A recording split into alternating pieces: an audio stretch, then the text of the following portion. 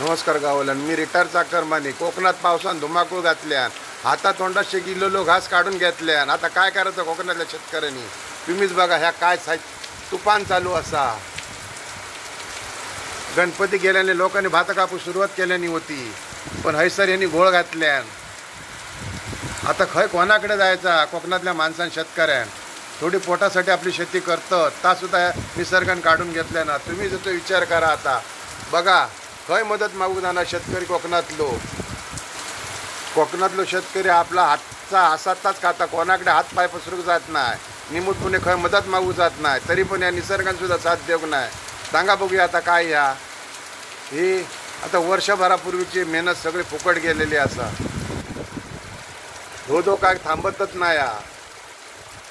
लांब दूरवर पसरा नुसतं काळो कीट.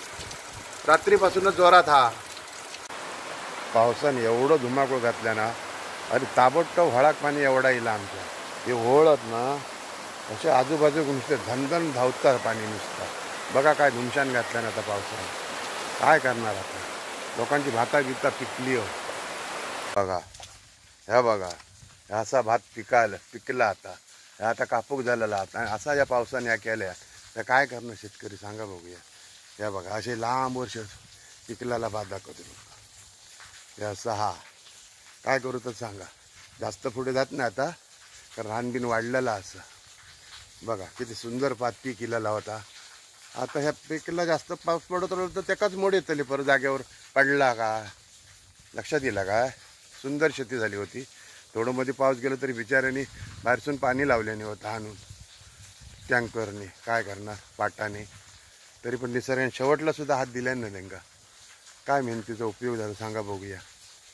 निसर्गाच्या हातात हा सगळा. चला, धो पावसा पाणी. हे बघ, एवढ्या पाण्यातून जाते मी. चला.